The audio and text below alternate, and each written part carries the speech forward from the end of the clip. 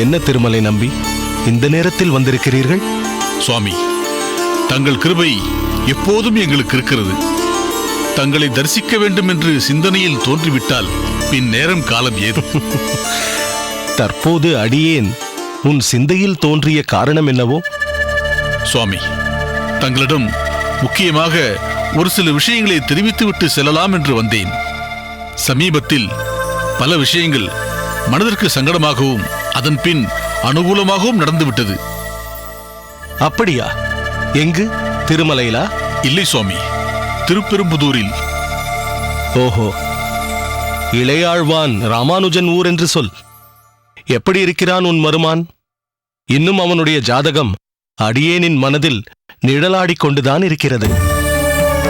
சரி, சங்கடம் என்கிறாய், அனுகூலம் என்கிறாய், என்னவாயிற்று சொல். சுவாமி, சில நாட்களுக்கு முன்பு அக்ரஹாரத்திற்கு வெளியே சேர்ந்த வேற்றுச் சிறுவனை தொட்டு தூக்கிவிட்டான் ராமானுஜன். குறுக்கிடுவதற்கு மன்னிக்க வேண்டும் சுவாமி. திருமலை நம்பிகளே, என்ன இப்படி ஒரு காரியத்தை செய்துவிட்டான் உங்கள் மருமகன்? இப்படிப்பட்ட அனாச்சாரமான காரியத்தை யாரும் பொறுத்து கொண்டிருக்க மாட்டார்களே. திருக்கோஷ்டி நம்பி, என்ன காரணத்திற்காக ராமானுஜன் அப்படி நடந்து கொண்டான் என்று இன்னும் திருமலை நம்பி சொல்லி முடிக்கவில்லையே. அதற்குள் ஏன் அவசரப்பட்டு ஏதேதோ பேசுகிறாய்? நீ மேற்கொண்டு சொல் திருமலை நம்பி. ஆற்றில் குளிக்கப் போயிருக்கிறான் ராமானுஜன். அப்போது வேறு படித்துறையில் குளித்துக் கொண்டிருந்த வேற்றுச் சிறுவன் ஒருவனுக்கு வலிப்பு நோய் வந்திருக்கிறது. பக்கத்தில் அந்த சிறுவனை சேர்ந்தவர்கள் யாரும் இல்லை. சாதாரணமாகவே வலிப்பு வந்தால் சமாளிப்பது மிகவும் கடினம். இதில் அந்த பிள்ளையாண்டான் ஆற்று தண்ணீரில் வேறு இருந்திருக்கிறான். இதை பார்த்த ராமானுஜனுக்கு மனம் பதறி அவனை தொட்டு தூக்கிவிட்டான். மனிதநேயம் இருக்கிற யாராலும் மனம் பதைப்பதைக்காமல் இருக்க முடியாதே. அதனால்தான் தொட்டு தூக்கி விட்டானா? ஆமாம் சுவாமி, தொட்டு தூக்கியது மட்டுமல்ல, அந்த பிள்ளையின் உயிரையும் காப்பாற்றி விட்டான்.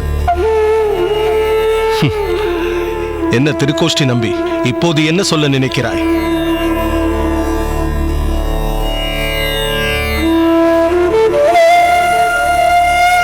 இதில் வேறு மாதிரி நினைப்பதற்கு ஒன்றுமில்லை சுவாமி. ஓர் உயிருக்கு ஆபத்து என்று வரும்போது மற்றவற்றை எப்படி மனதில் கொள்ள முடியும்? சரியாகச் சொன்னாய் பெரிய நம்பி. இந்த மாதிரி சமயத்தில் குலாச்சாரம் பார்த்து கொண்டிருந்தால் பின் மனிதநேயம் என்பதற்கே உயிரில்லாமல் போய்விடுமே. இந்த வயதில் எத்தனை கருணை உள்ளம்! ஒரு நாழிகை தாமதித்திருந்தாலும் ஒரு குடும்பத்தின் ஒட்டுமொத்த எதிர்காலமே போயிருக்குமே. இதற்காக எல்லோரும் ராமானுஜனை பாராட்டி கொண்டாட வேண்டாமா? இதை யாரும் அங்கு ஏற்றுக்கொண்டதாக தெரியவில்லை சுவாமி. ஆனால் அதற்கு பின் நடந்த சம்பவம் பாவம் மாப்பிள்ளை சோமயாஜியின் குடும்பத்தையே சங்கடப்படுத்திவிட்டது. அடடா, வேறென்னமா சங்கடம்?